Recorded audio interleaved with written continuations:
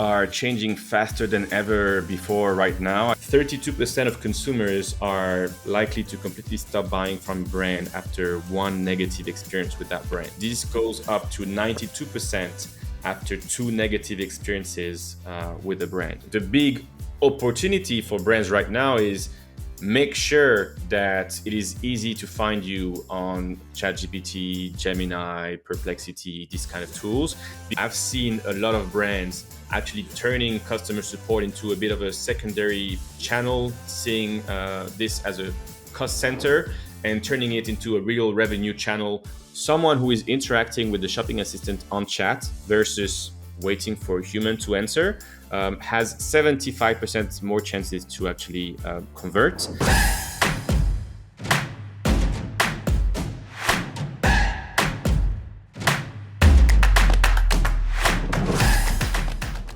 We have one interesting question, I believe, because as we all are football fans, we would like to know how it is to be a supporter of the team who usually can win every single champion. Because as you know, we are not in such flavor position like a Polish fans. So we are really curious how it is. Well, first of all, you have a very historical and legendary player right now, Lewandowski, playing for you, and you should be very happy and thankful that you are seeing this guy play. I would start with that. But second of all, I am feeling very spoiled and happy and thankful that my country's team is actually really good and have been for like the past years. And like just like you should be happy. And sorry for my pronunciation about Lewandowski. It's perfect. I'm also so happy to be able to witness Kylian Mbappe playing, for example, on top of just the team. Like, I think just to see a player like this is great, but I'm not going to lie. It feels great.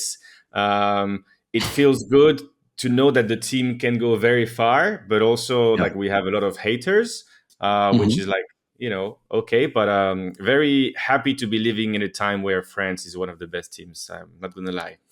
Yeah, and this time like lasts for many years. Did you prefer like the Zidane team when he was like a player, or now when he's like? Is always going to be number one, or at least for the time being. I think Mbappe is probably, in my opinion, and I love football and I followed like the Platinis and the generations before. I think Mbappe is number two for me in the history of French football players. He's only 26. He's already the second best goal scorer, only 5 goals away from Giroud. So he's going to be the best goal scorer of the history of the French national team at 27, which means he probably has like 10 years in front of him. So I think also like football right now is very different. Before, it used to be like from one team to another, a very different type of play. You had some very unique players. Now players are a lot formatted, so you are going to have always this big 9 striker, strong, like a Lewandowski or Haaland in front. You're going to have less technical players and stuff. So I would say I think our team is even better now, but I think it was even better to watch football back then, I would say. Now, this makes me want to do a podcast about football instead. Yeah, this is what we have to do, like guys, like football podcasts. Or like do the comparison of between football and e-commerce and Shopify or something like this. Yeah, but I have strong connection between our discussion about the football and e-commerce, which we are gonna discuss right now, because in both cases we would like to outline what changes happened in e-commerce industry, and I think that smoothly we can move on to our today's episode. But before we start talking about this topic, Yohan, would be grateful if you can present yourself, because that's, let's say, some kind of our rule in our podcast, that we prefer that our guests are telling about themselves. So the floor is yours. Absolutely. Well, first of all, thank you very much for having me. Very happy to be here with you today. And my name is Yohan. I'm in charge of agency partnerships at Gorgias. So we're going to have more than enough time to talk about Gorgias later, but very shortly, it is the number one historically customer support solution for e-commerce brands, especially on Shopify. And now there's a very big focus for us on conversational AI and helping brands basically generate more revenue through customer support. And on a more personal basis, I've been working for almost 10 years now in tech, mostly on the CRM space at Salesforce before, and now over the past 5 years at Gorgias. And I'm really passionate about how technology and software can help brands and businesses be better at what they do. And I really love the human aspect of in that case, Gorgias, we help brands interact with their customers. I work in partnerships, so I meet a lot of people. Before partnerships, I was a customer success manager working directly with customers. So for me, my career was always around people, helping people. And that's what I'm passionate about. And over the past years, I really been focusing on, how can e-commerce brands generate more revenue through customer support, and how can they have better relationships with their customers and prospects that would lead into more sales, and also a higher customer lifetime value over the years as well. Mm. Cool. Thanks for this introduction. So let's kick it off maybe with, as we see that you are in the trenches for many years now. Let's kick it off with like the easy question. How do you feel about the changes in e-commerce? What, from your POV, your point of view, what has changed? Well, I mean, I think first of all, things are changing faster than ever before right now. I think e-commerce has always been a space where things are changing quite fast, and you need to be fast to adapt. But I think it's impossible for me not to talk about AI, conversational AI specifically in the case of Gorgias. I think a big trend that we are seeing is obviously brands leveraging AI more in their day-to-day operations of e-commerce, but mostly what we are seeing on our side is to interact with their customers. I think you guys would know better than I do that we are at a time where the cost of acquisition keep rising for e-commerce brands. The fixed costs also keep rising for different reasons. We are also not sure what the future will be in terms of the tariffs in the US, for example, potential world conflicts. So I think a lot of brands are mindful about what they do, how they spend their money. They want to do more with less or more with the same resources. And I think a lot of them are turning towards AI to help them with that. And what I'm seeing a lot in our space at Gorgias is that brands are very keen to improve their customer support operations and manage some conversations with their customers automatically with AI. The goal being to be more efficient, reduce the time it takes for their team to get back to their customers who really need to speak to a human. But I think one aspect that is probably the most important is that leveraging AI and conversational AI, which we can talk about, can actually help driving more conversions, higher average order values, and can really help with customer satisfaction and retention, which over the time helps you improve your customer lifetime value and eventually reduce the cost of acquisition and make you a leaner, more profitable business. Yeah. So what we see when we talk to our customers is definitely the raising cost of customer acquisition, and everyone is getting really like cost aware, and many people try to like cut the cost, obviously, and a lot of merchants, I believe, still perceive customer experience or customer support as a cost and not as a I don't know, opportunity. And I wonder, like, what's your take on this?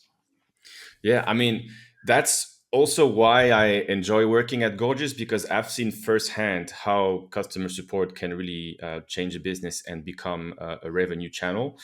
So I am totally convinced of this, and that's kind of what I work on with partners like you, is helping you understand what does best practices look like, what are some brands doing, and how it is helping them generate more revenue through customer support. And I think it's just a matter of having the right information and being educated on the topic. I think a lot of brands don't think that customer support could be a revenue channel, just because they haven't spent much time thinking about this, because as they should, they're focused on acquisition and conversion, which is where a lot of things start. But as to have a stable business that is growing over time, retention, having repeat customers is also very important. The customer experience becomes super important, even pre-sales. I want to have a good experience interacting with the ads that you're doing, with the email that you're sending. I want to have the information that I need in a beautiful looking website. Well, as a customer, it's important to be beautiful looking and easy to navigate. As a brand, the main thing is probably conversion. But the point is that it's important to have a good customer experience to make sure that you maximize your chances of making that conversion and making that sale. And so when we look at customer support, we think, oh yeah, the where is my order questions, and can I change my shipping address, which obviously is a big part of what customer support is. But that's something that now with AI, you can automate a lot of it. So we can probably deep dive into like automations and use cases later. But the point is, now you have the tools to automate a lot of the questions that are very repetitive, low value, and time consuming for the customer support team. Let's say, for example, where is my order, which is around a third of the number of requests that e-commerce brands get on average. If you can automate, let's say 50% of that. So let's assume this is a company with a lot of where is my order questions. They have 40% of their questions about this kind of topics. We can automate 50% of that. So we can basically automate 20% of their customer support tickets. Let's assume, I'm just throwing random numbers to make it more visually understandable. But let's say they have 5 people in the customer support team. That means we only need 4 people now to answer to customer support inquiries. And I'm not saying we should, fire that person, but that person can spend more time on maybe answering chat tickets, because a lot of brands don't have the chat on the website because they don't have time to answer chat tickets because they're too busy with the where is my order emails. So if you put someone to answer to the chat tickets, it's going to improve conversions, because someone who interacts with the chat of a brand is 300% more likely to convert, for example. Also, the team is going to spend less time on questions that don't add much value and can focus on pre-sales questions from VIP customers, or assisting someone who was unhappy and may not buy from the brand ever again, and turning them into a champion of the brand. So it's all about focusing on the conversations that you have with your customers and prospects that are most likely to result in a sale, and that are most likely to delight them and make them happy. And so I always like to take this example, because I've been looking at data and stats and facts about this for a while. And to put it very simply, we are seeing at Gorgias that there's a direct correlation between the automation of customer support and the revenue generated by customer support. So it ties a little bit to what I was saying earlier. If you can automate a bit more, your team will be able to spend time on the conversations that actually matter. But also, if you automate, you're going to reply to your customers much faster. For example, in 2025, I should not have to email a brand to know where is my order and wait for over a day to get the answer, which happens for a lot of brands. But I shouldn't have to wait for that long. And more now with conversational AI, ChatGPT, we're expecting instant answers. So if you automate, you're going to get back to customers very quickly. And the first response time is the number one criteria for a good customer experience, according to consumers themselves. Maybe we can put like a screenshot of the study here, but for 75% of consumers, this is the number one criteria for a good customer experience with the brand. Fast response time, which you can get by automating and using a bit of AI more. And what are the next? If you could like maybe name a few. So the second one I know was consistency across channels. So in 2025, coming 2026, if someone, especially like the newer generations, is contacting a brand, they expect to get an answer, whatever the channel. Email, sure, chat, but also Facebook, Instagram. So consistency across channels is the second one, I believe, for 55% of people. The third one is having a knowledgeable staff, so that whoever is answering the question from the customers actually knows about the products or the customer's needs. I know that would be the third. Johan, I believe that this is the right moment to explain how Gorgias is aggregating the data, because you said that about especially the consistency of the knowledge and the data which are used for the automations as well. Mm-mm-mm. So how Gorgias is incorporated into entire, let's say, e-commerce ecosystems, because I believe that it has to have some kind of a connections with different separate systems and aggregating them into one environment. But if you can try to explain it in, let's say, in simple words, Yeah. how it works, because I believe that that shows us the main benefit of using it. Yeah, absolutely. Great question. And I think in today's world, it is very important to leverage data, use data in a way to make the right decisions, to best assist your customers, to drive more conversion. So in general, I think it's very important for your tools to be interconnected and using the data across all touch points and stages of the life cycle of your customer. So great question. But basically, the goal of Gorgias is to help e-commerce brands generate revenue through customer support and interactions they do with customers. And so to do that, we first are helping customer support teams getting back to their customers quicker in a personalized way. To do that, they need to have all the information about the customer reaching out to them. So that's why we have native integrations with most of the most well-known e-commerce tools around. So Shopify, obviously, other e-commerce platforms like BigCommerce, Magento, but also tools like Klaviyo, Yotpo, JudgeMe. These kind of tools are all natively integrated in Gorgias, and any tool that has an API or the ability to get connected through an HTTP integration can be connected to Gorgias, so that the customer support team, maybe we can put a screenshot of what it would look like, has all the information about the customers reaching out right from Gorgias. So not only the information, but also it is possible from Gorgias to perform actions without switching tabs and tools. For example, someone wants to edit their shipping address, we can edit the shipping address in Shopify directly from Gorgias. Someone has a subscription, we can pause or cancel the subscription directly from Gorgias. So the goal is really to connect the data from the tools where we have information about the customers reaching out and their order information, but also making sure that the Gorgias data is being used by other tools. For example, in Klaviyo, you can use all the Gorgias information in your flows and segments to do a scenario like, hey, whenever someone is reaching out to customer support and asking for a discount code, or maybe asking for an upcoming product launch and they're asking questions before the launch date, well, anytime this happens, we send that information into Klaviyo so that if someone asks for a discount or a product before it actually got launched and they didn't place an order upon launch or didn't use the discount code, we can send them an email based on the information between the brand and their customers on Gorgias. So to summarize, it's all about having all the information from your customers in one place.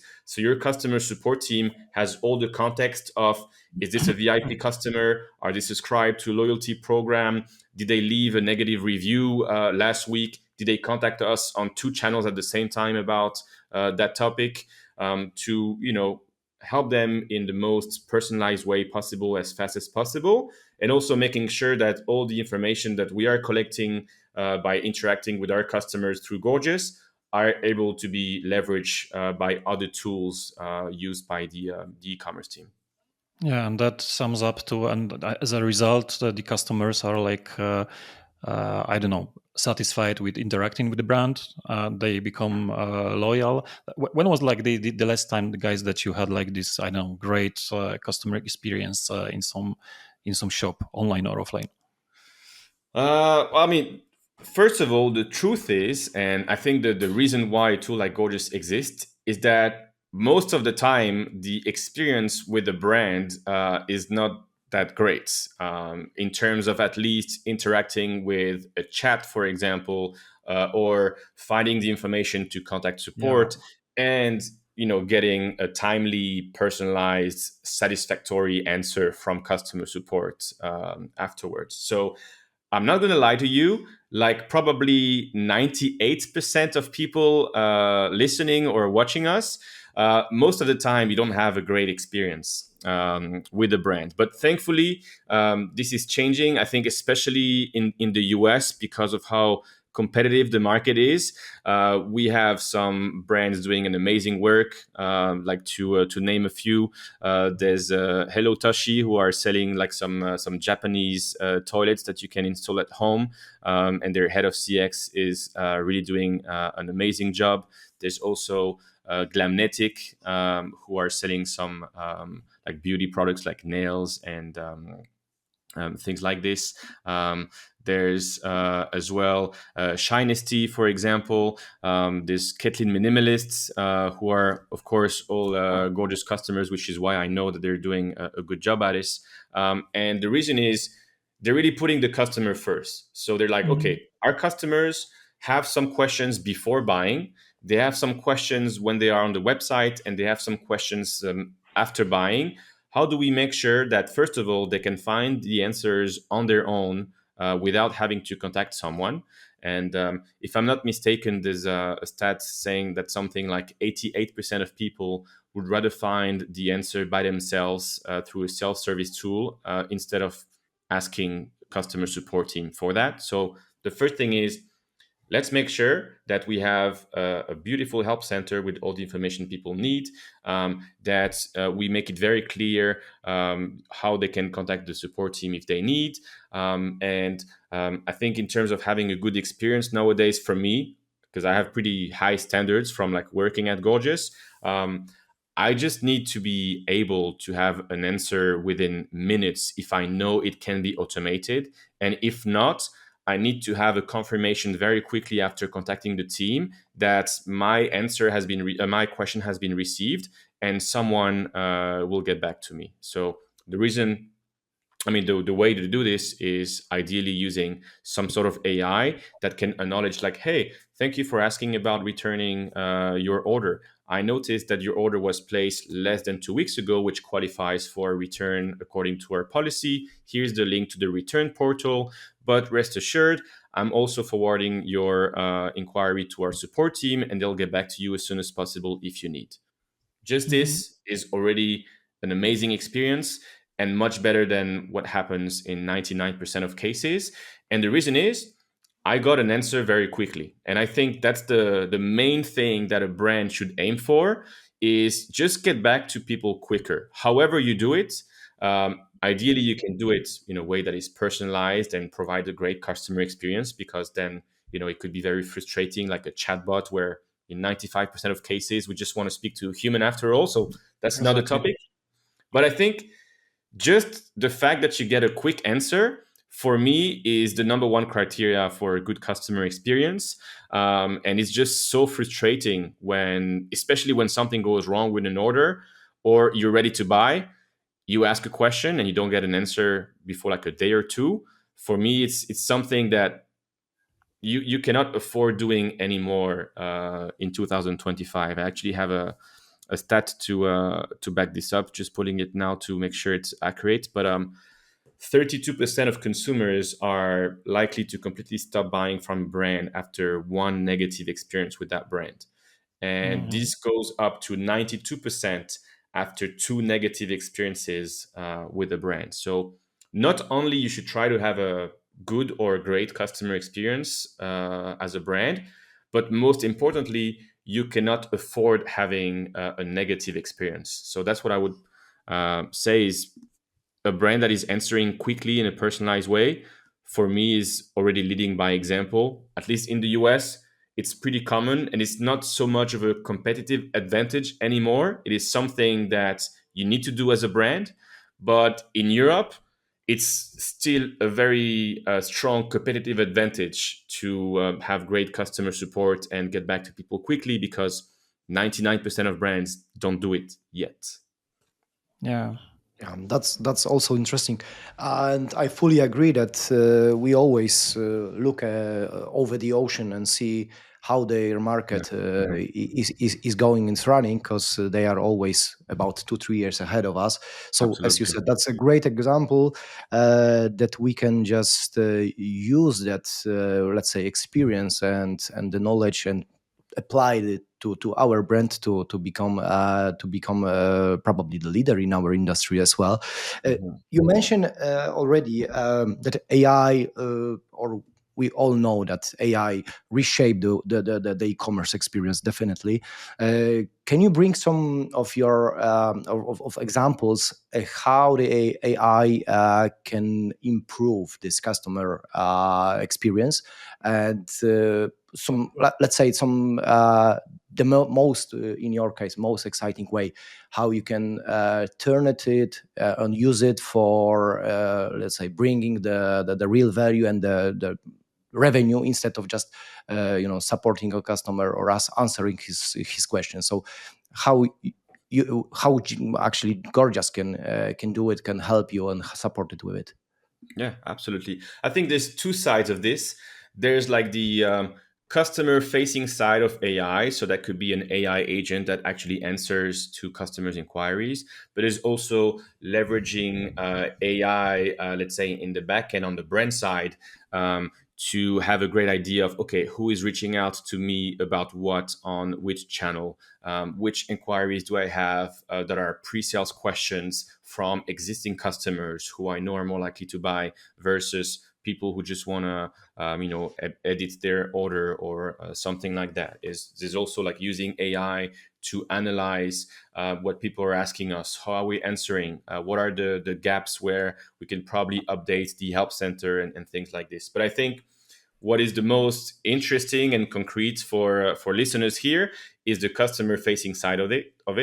And if you look at Gorgias, for example, our AI agent has basically two skills. There's the customer support skills, and we have the sales skills, and we call that shopping assistant. Hmm. And so the main ways would be, if you look at a brand in 2025, coming 2026, there's a very high chance that there's a few things that they're trying to focus on. That is improving the operational efficiency, so being more efficient, having better outputs with the same resources.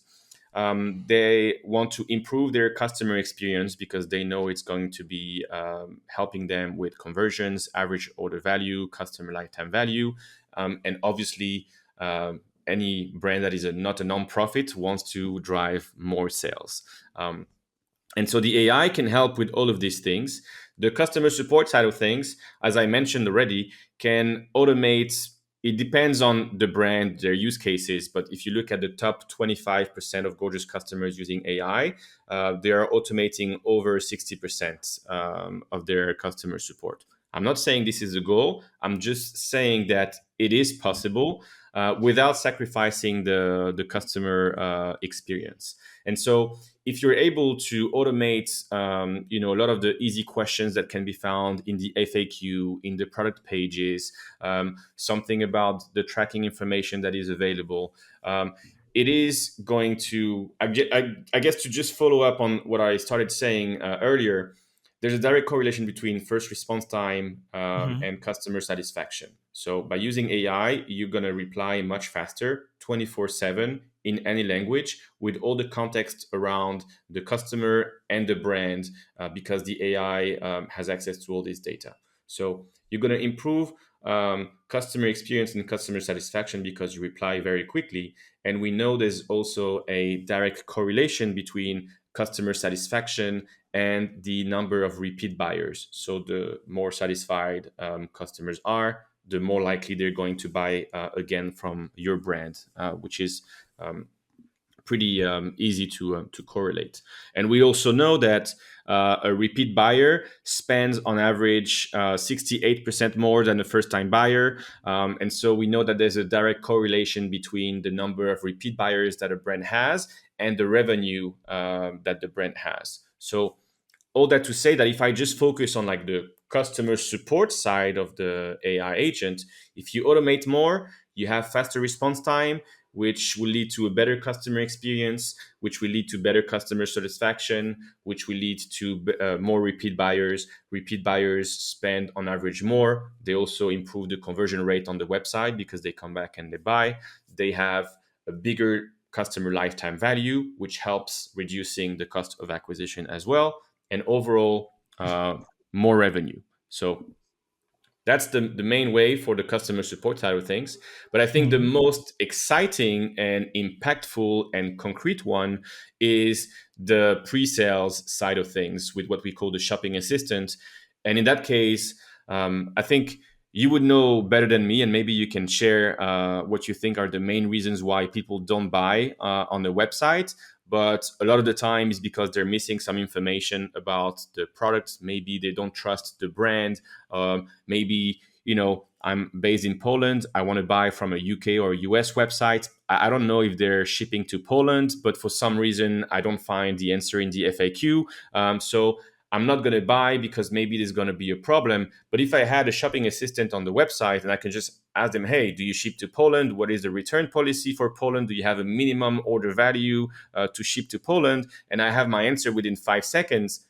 I'm way more likely to convert. And the whole goal of, conversational commerce and using a shopping assistant powered by AI on your website is to make sure that people have answers to their questions and whatever might prevent them from actually buying once they are on the website. Because you spend already so much money with acquisitions, the website, emails to get people on the website. You need to make sure that you convert as much as you can. And thankfully, we are proving that this is working. So first of all, people interacting with the chat, as I mentioned earlier, are 300% more likely to buy than someone who did not interact with the chat. We have seen where people use Shopping Assistant, there's on average, with the brands that are using it at Gorgias, a 75% chat conversion rate increase. So someone who is interacting with the shopping assistant on chat versus waiting for a human to answer has 75% more chances to actually convert. And the average order value increase that we are seeing with brands interacting with the shopping assistant is 30%.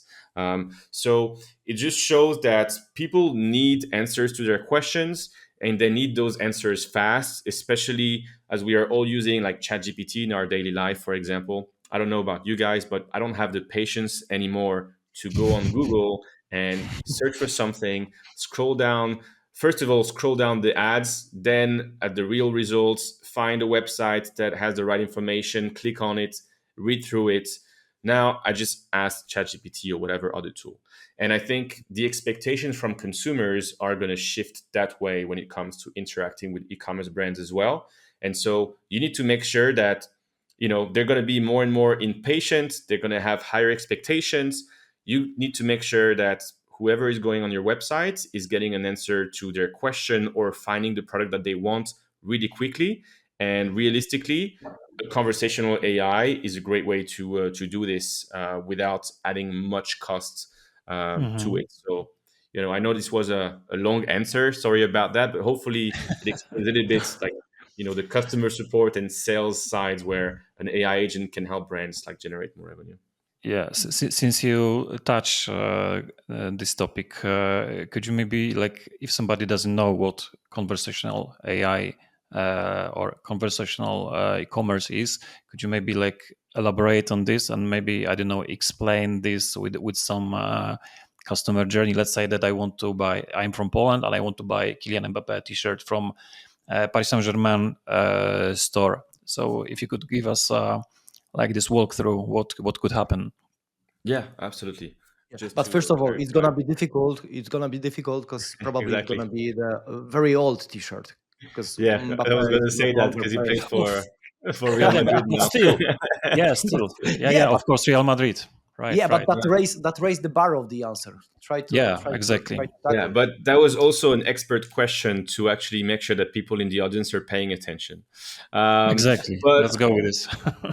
so what is conversational AI? I mean, it's very simply, instead of typing something and browsing manually the answer to whatever you're looking, you're actually having a conversation, for example, with ChatGPT. But it's something that we haven't really seen in e-commerce. In e-commerce, historically, either you were on the website, you have a chat, great, you can start chatting. Ideally, you get connected to a real person pretty quickly, or you would have to deal with a chatbot, which was not really conversational because it was based on flows where you would usually have, do you have a pre-sale or post-sale question? Are you a B2B or B2C customer? And based on what you click, you have different Yeah. answers. But for example, if you were going to ask, hey, do you ship to Poland? I would like to buy an Mbappe T-shirt on the PSG store. Well, the AI that is conversational is going to also think and look at data. And when you're going to ask for this, is going to be like, well, we don't have an Mbappe jersey because he no longer plays with us, or maybe we have an old one from the old collection. But Dembele got the Ballon d'Or. He's our star player right now. Maybe you're interested in a Dembele T-shirt, and you have the option to just ask more questions and get some information about the sizing, about how long does it take to ship to Poland. The AI can also make suggestions of, hey, if you're buying the T-shirt, we have a deal going on where if you buy the shorts, you get the socks for free, or things like this. And you have a real control as a brand on how you want this AI to behave. You can have the AI being super chatty. You can have it being really focused on sales and discounts, or you can have it really more focused on educational behavior, just explaining to people why this product is good, asking some qualifying questions. But you can kind of train it how you would train a human. And the end goal is, I want someone to have all the answers that they need to buy from me. And that's the goal of the conversational AI Mhm. in the end. Yeah, you could probably build more trust by showing some the agent could like show some review from Poland, from Poland and so on to Yeah, support, that, right? that could be a use case, or it could be that I don't know. That Polish customers are worried about like a payment method, for example, or Yeah. about like cash on delivery payment method, or whatever that may be. And so you can tell the AI agent, hey, be mindful when someone is asking you about shipping to Poland, or you have a question from a Polish customer. Keep in mind that X, Y, and Z. And that's the beauty of it is, at the end of the day, brands want to provide a personalized experience at scale, even when growing. And typically, Yeah. when a brand is getting started, oh, the founder is doing customer support and it's super personal, and the founder really cares. He or she is getting feedback about the product, why people are buying, not buying, what are the issues to fix in the funnel, in logistics. But when you start growing, the founder focuses on other sides of the business that are adding more revenue to the business. And when you Mhm. scale and you sell different products in different countries to different people, it is very difficult to scale this personalized experience with customer support, because you need to train people. Humans have their mood. Sometimes they're having a bad day. Sometimes they have too much work. Sometimes they're sick, or you need to hire 2 or 3 more people for Q4, but they're just students or interns, and they're going to leave in 2 months. They don't know the brand so well. But with AI, you can feed it all this information and context around the customers, around the brand, around the products, that you can really scale the personalization of the experience. And I think this is a really exciting thing for all the brands who are looking into this and thinking about using this in the next few weeks. Mhm. Yeah, actually, I'm glad you mentioned right now about actually small brands as well, because the one thing which maybe our listeners can get from our discussion is that we are talking about some big things, like big changes, which probably will be firstly applied to huge e-commerce brands, etc. But if we are talking about small brands like the small e-commerce businesses, Mhm. do you think that in their case should they be already focused on all of these, automations, applying this, let's say, AI to their e-commerce, even in their scale? Can they compete with big brands by using this kind of the automations and the, let's say, the automatic procedures in their Sure. businesses? Sure. I think there's a few angles to take with this question. I think first of all, now technology allows any small brand to provide a very good experience to their customers to the level of what big brands were able to do several years ago, only because they had a lot of resources and people and money for tools. But something like Gorgias or an AI agent or a help desk tool is pretty affordable right now, and literally any brand of any size can leverage AI. So first things first, like there's no, let's say, excuse in a way for smaller brands anymore, because it doesn't require a lot of money or a lot of people to provide a great customer experience. That's one thing out of the way. The second thing is, obviously, as a smaller brand, you probably have less time, less resources, less skills across all the spectrum of what you need to run an e-commerce brand. And so what you want to do is spend the time on what is the most impactful for your business. And at some point, customer support might not be that thing. And so with a tool like Gorgias, let's say, random example, you are a small brand founder and you spend an hour a day dealing with customer support or questions from customers. Or maybe let's say 2 hours. If you could reduce that by 50% and save an hour of your day because you have some automations, or at least you centralized all the channels in one place, you have some templates or responses for the most common questions that is pulling information, for example, from Shopify or logistics tool with the tracking information. You don't have to manually look for the email address of the person on Shopify, find the order, find the tracking number, then copy it, paste it in the email. If you can save already a little bit of your time day to day by having a tool like Gorgias, whether you use AI or not, it's already a win in my books, because you're going to be able to spend your time on what matters most, and you're going to have the tools to get back to your customers quicker as well. So overall, I would say it's not a question of size. It's more a question of mindset and choice. Because you can choose to focus right away on customer experience and customer support when you're small, and keep this as a priority when you grow and make it a competitive advantage. Or you can choose to just focus on other things and not invest in that so much, but you probably will be losing a lot of sales opportunities or product feedback or ways to like really delight your customers and turn them into champions. If you right from the start think, okay, how can I help my customers better, how can I have a better experience, how can I get back to them quicker? And any brand of any size can do it, and a tool like Gorgias is super easy to set up and quick. Of course, it says cliche when I say that, and it depends on a lot of things. Of course, if you are a company with hundreds of employees and very complex processes and custom integrations, it can take weeks.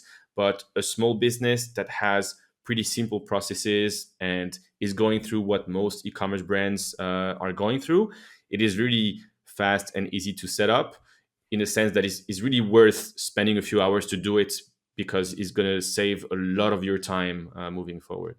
Mhm. I would like to get back for a second to the conversational e-commerce, because I have one more question, and I'm curious about your take on this. As we all know, OpenAI announced that now you can buy directly from the chat. You can Yeah. connect it to Shopify and Etsy, and I wonder if this is something that if this solution will be a new channel for every brand, or maybe can you do you see some industries or type of products or brands where this will make no sense? Um, First of all, I see it as an additional revenue channel for brands and a way for consumers to find what they want quickly versus something that is going to replace websites, and we're not going to need a website again. Mhm. Um, and I think, you know, some people, or let's say men, for example, we usually either know what we want or we just want to go straight to the point with the list of requirements that we have. And sorry, I'm giving the man example just because I am a man, but it's just talking from my experience. I'm a pretty simple person. If I want to buy something, I know what I want, why I need it.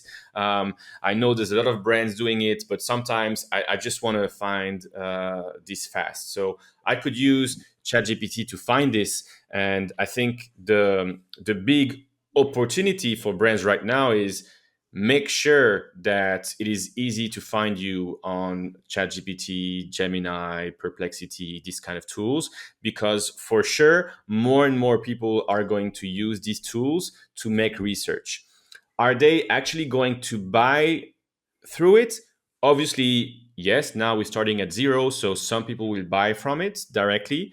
Personally, I know for the next few years, I'm definitely not buying anything directly in ChatGPT. I would rather just go on the website of the brand, buy from the brand directly, have an idea of what the experience is like. So I think probably a lot of people will use this as a way to discover more products. And because it is possible for people to buy directly from, let's say, ChatGPT, brands need to make sure that they can be found and that the checkout is smooth if someone wants to buy their brand directly from ChatGPT.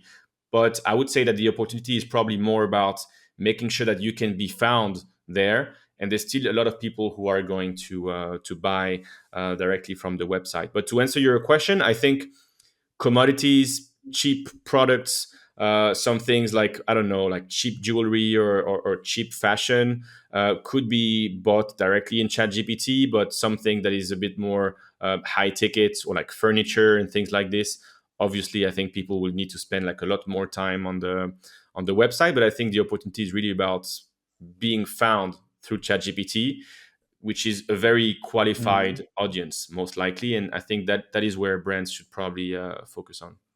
Mhm. Actually, I feel the same. What you said about what type of products will be, let's say, the best examples where ChatGPT can help you to buy them directly let's say, from that channel. I'm just wondering also. What do you think about then about the role of branding and also this customer support when people will transfer their behavior into the let's say LLMs, and they will buy this product directly from ChatGPT? Do you see any potential how we can enhance that, let's say, experience by, I don't know, applying somehow this customer support? What are the plans of Gorgias for to be, I don't know, prepared for this kind of let's say acquisition channel? Yeah, absolutely. Well, I mean, I think a very good parallel between what is happening right now with like conversational commerce and the integration between ChatGPT and Shopify is, I think by the time this is released, this will be live on Gorgeous, so probably I can speak about it now. But we just finished redesigning our chat to actually make it look and feel even more conversational than currently, even though it is already conversational, and more embedded in the website experience of the brand. So I think it is still, in my opinion, and I don't know the future, and I might not be the number one expert on this, but in my opinion, the branding of a brand is going to be even more important in the future, because it's going to be so commoditized to go on, for example, ChatGPT, ask some things, and it's going to be the ChatGPT UI that you know. But you might click on the link and go on the website of the brand to compare it, or to see the reviews, or what the brand stands for and things like this. Of course, you could ask some of these questions on ChatGPT, but I think people, at least in the next few years, would always trust more like going to the website of a brand. And I think brands will have a very strong opportunity to really show what they're about, show what kind of emotions or colors or feelings they want people to feel when they go on the website. Do they want to be perceived as a fun brand, part of your daily life? Do you want to be seen as the expert in whatever you're selling? Do you want to be seen as a lifestyle brand or a specialist brand or whatever? But I think that the branding and experience on the website will probably need to be even more personal to what the brand is about, for people to really convert. And that's the direction that we are taking with Gorgias, in a sense that the new chat is going to be a lot more personalized visually to what the brands want. And people will be able to have a look at what they have in their cart, their past orders, directly from the chat. And also, hopefully, we can play a quick video in the editing. Otherwise, it's okay. But people will be able to buy directly from the chat and check out directly from the chat, and also seeing, for example, hey, I'm looking for a wedding dress for a wedding. You have some recommendations. They're too colorful. So you ask, okay, can I have a more toned down example? Then they show you different colors, and you can click on the product. You can look at the different pictures. You can see the product description, and you can buy directly from the chat. So it's basically replicating a little bit the experience that I think ChatGPT and Shopify are working on in ChatGPT, but replicating that on the brand's website with the brand's tone of voice, with the brand's words, emojis, colors, and really make it feel like I'm having an experience with that brand right now. And I'm buying not only because I like the product, but because I like the experience that I'm having interacting with this brand. And I think that's a direction that we are taking by following a little bit like the conversational commerce trend, and the fact that people just expect more and more this conversational aspect of interacting with information and brands they might buy from. Yeah, that's really cool. I think like the main benefit of this, I mean, like of this Gorgias GPT versus ChatGPT, is that you have like more control over the entire process, and you have like the control of what's happening after the sale. So if you can your own agent can contact customer and I don't know, try to upsell something and re-engage into conversation. And I do think that this is something that ChatGPT will have like the interest in doing. Yeah, or at least probably not a focus for them in the next couple of years. I mean, we never know because it goes so fast, but Yeah. it's probably most likely, in my opinion, that they start to integrate some kind of like ads or a way for people to promote stuff on ChatGPT. That's for sure. That's for sure. I mean, it is definitely coming at some point. The question is when and how, because there's also, I think, a big question of like right now. I mean, it's difficult to really like trust ChatGPT because it is based on the information it is pulling and a bit of like SEO work. Like you would not 100% trust Google when you search something, but it still feels, I think, for most people like a source you can somewhat trust.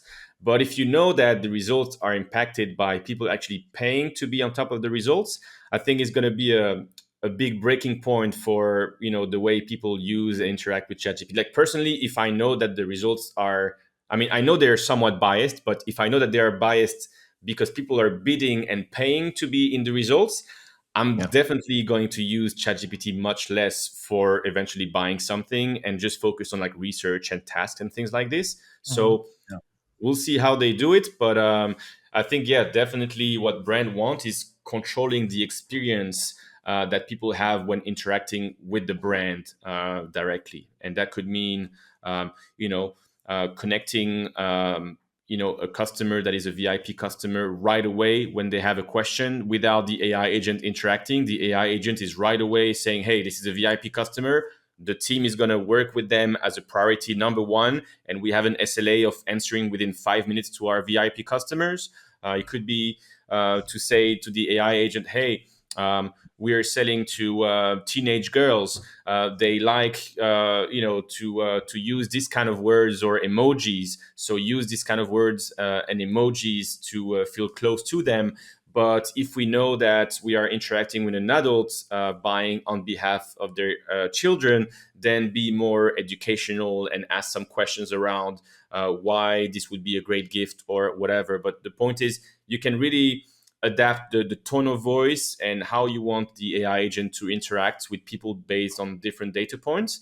And I think that's what brands are looking. They want to personalize the experience with their customers however they want. Mhm. I have one more question about the shopping assistant, because I wonder, like, what is he basing his like recommendations on? I mean, how is he trained? So first of all, it's going to be trained. Let's say the Shopify example is going to be trained on the Shopify product information. It's going to be trained on the product pages as well. And you can also choose, for example, let's say you're low on stock with the bestseller. The shopping assistant doesn't really need to push it too much because people are buying it already. You can Mhm. tell the shopping assistant, "Hey, don't promote this product." Or that we have some leftovers from last year of a small product that we can offer as a giveaway, or when people reach a certain threshold, well, you can tell the AI agent, "Hey, when you're interacting with someone and they have, let's say, between 50 and 99 euros or dollars in their cart, tell them that for orders over 100, we'll give them this free gift because we have more stock of this product." So there's that. And then it's giving guidance and telling the shopping assistant what you want it to do or promote. Ideally, I think you would want him to make sure to ask some qualifying questions like, "Hey, what are you looking for? Is it for you, for someone else?"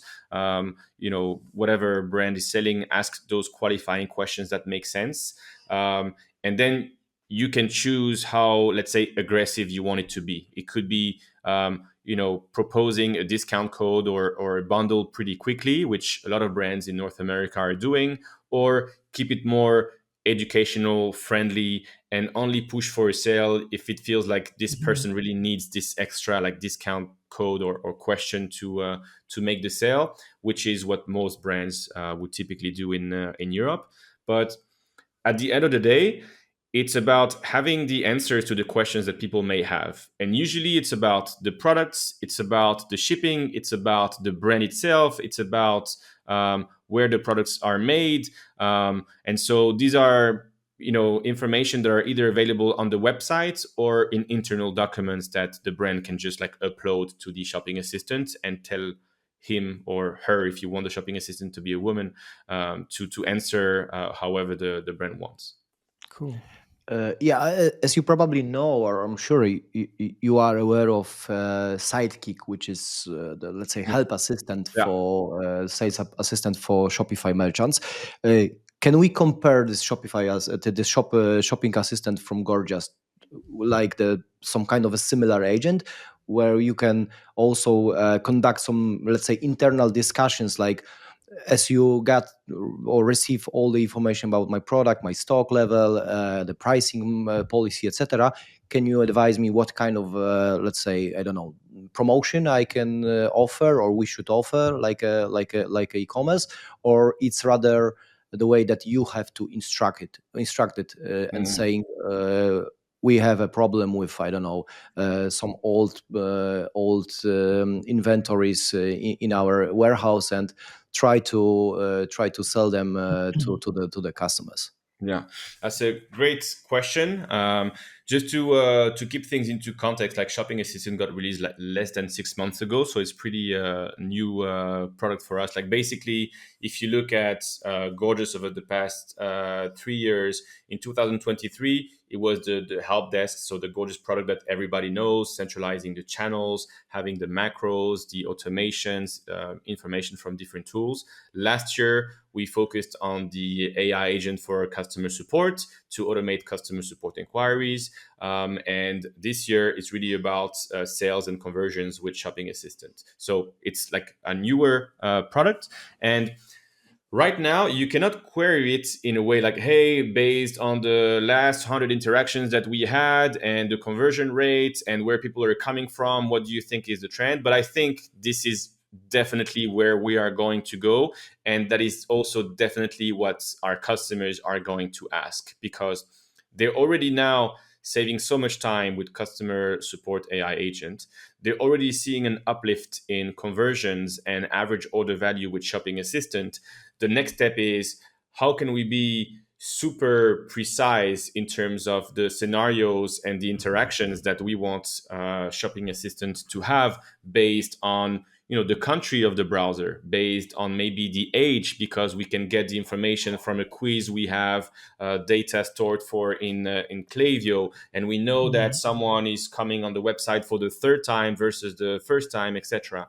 But right now, it's not something that you can query yourself like conversationally, but it is using AI and data analysis to, for example, suggest what are the topics that are most likely to get a conversation started. So the reason I'm saying this is because we know that having a chat improves conversions. Someone who interacts with it is more likely to buy, and the average order value is higher. The question now that we need to solve for e-commerce brands is, how can we help you start more chat conversations with people on your website? And this is what we are working on right now. And last time I checked, we have basically 3 ways to proactively start a chat. And on average, we are improving the number of chats by 25%.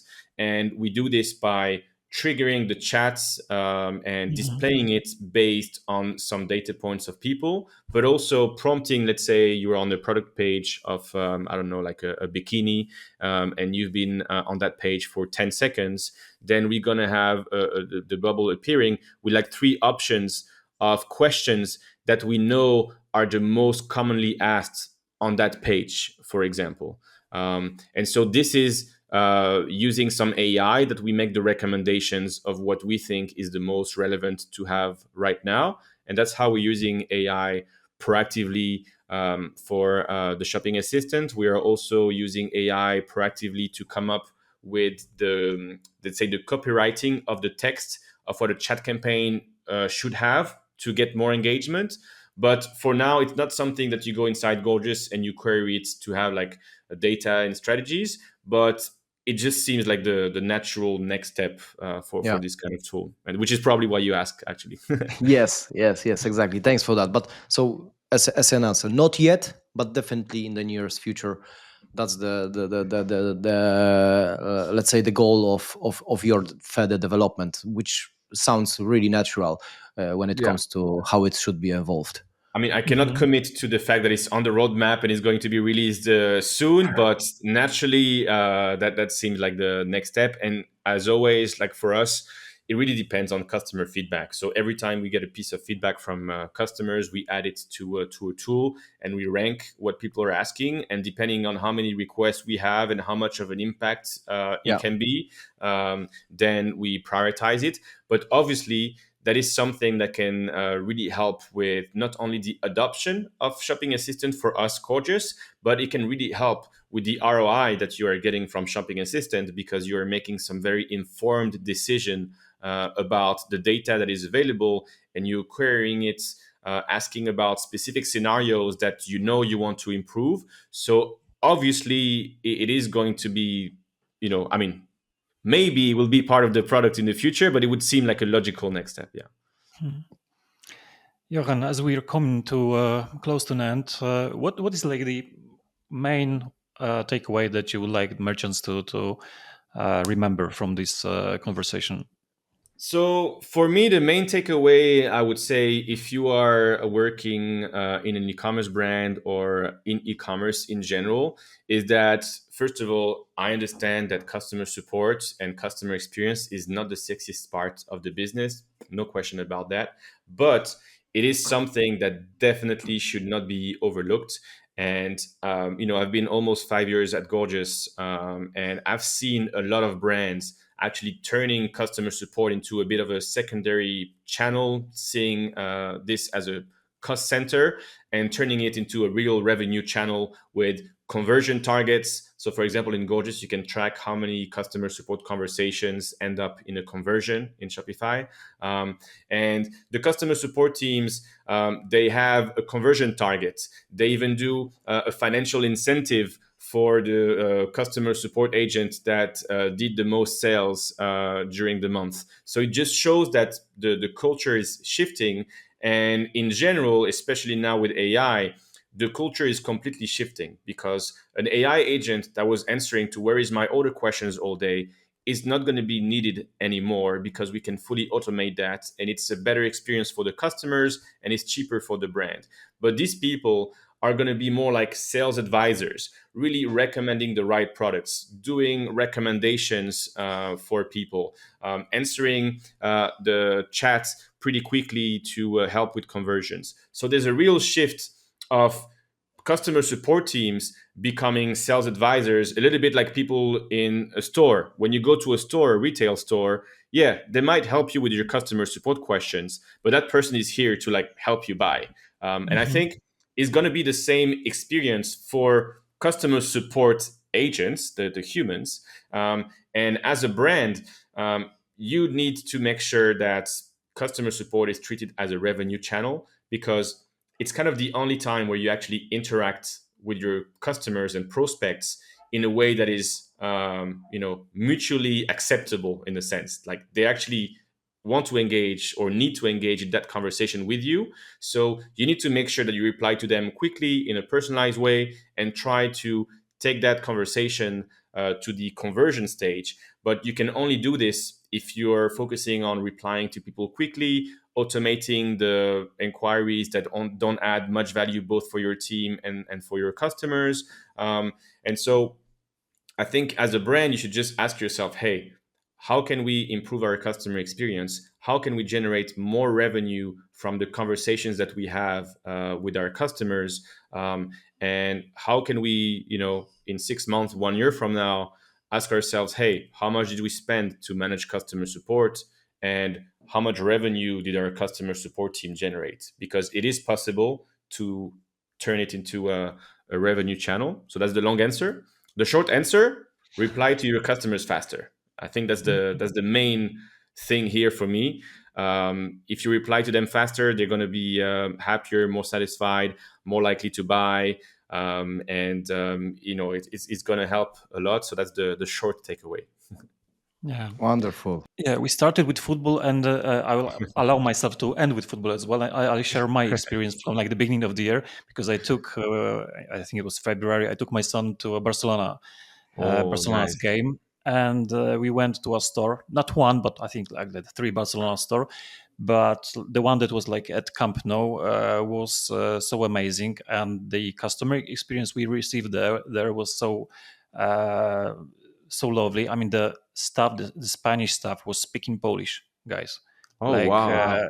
they've had like really nice Polish vocabulary, and we felt like really at home and taken care of. And we just entered the door, and they were like, "Where are you from?" Poland. Dzień dobry. Okay, so Lewandowski's t-shirt there, Szczęsny jersey there, and they were Yeah. like guiding us through entire time. And my son was like, super pumped and amazed. And it's like, and even the way I think I talk about it like now, nearly a year after that, is something that builds this brand's advocacy and trust. And I'm never buying anything from Real Madrid store. Yes, that's my take on like how great customer experience can Uh, help grow your brand. Absolutely. and like the example here is that I have a good image of Barcelona because you described having a great experience taking care of Yeah, your son, personalizing the yeah, experience even as a Polish person, which is probably not the number one type of customers they get in the store, but they found a way to personalize the experience, make it special for you, and not only you remember it, but we're talking about it right now, and that's also the Yeah. ripple right. effect of a good customer experience is that it's very easy to hear about the negative experiences. A lot of the time you don't always hear about the positive ones, but they can really have a ripple effect. And I think as a brand you need to try to find those like delight moments that will turn some customers into really champions and brand advocates, and these are the people who are going to recommend your brand. They're going to subscribe to your loyalty program, your newsletters. They're going to leave some reviews for you, post some content on social media for you. But it started, first of all, by having a great product. That's, of course, the basis of everything.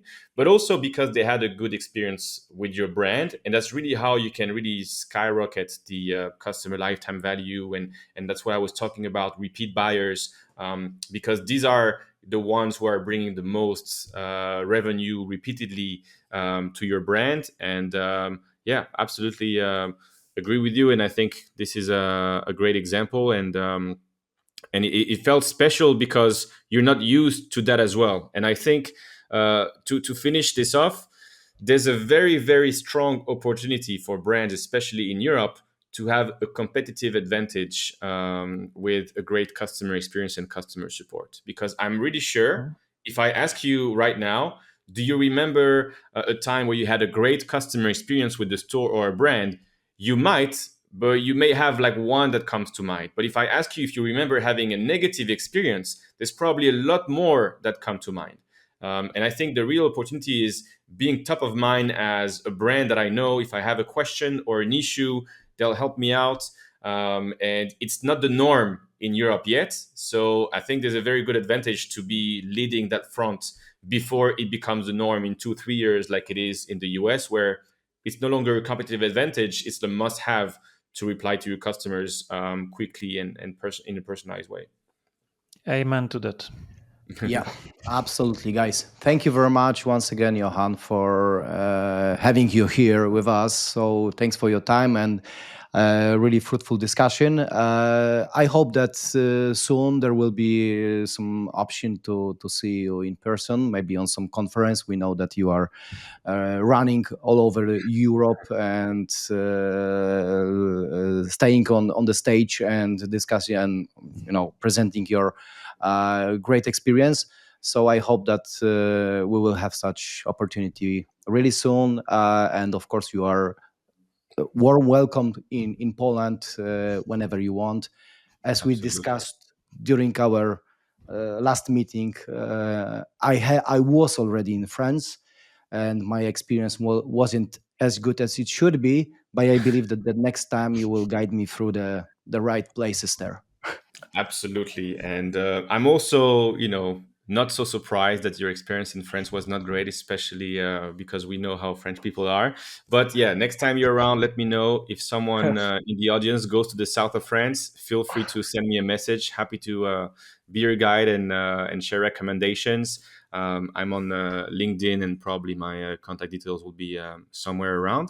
But yeah, thank you for having me. And I guess my objective with you guys would be to record another episode in some time in person with a testimonial from a Polish brand using Gorgias and sharing their own experience with this. So I'm We throwing it out there to manifest it, and hopefully we can make it happen.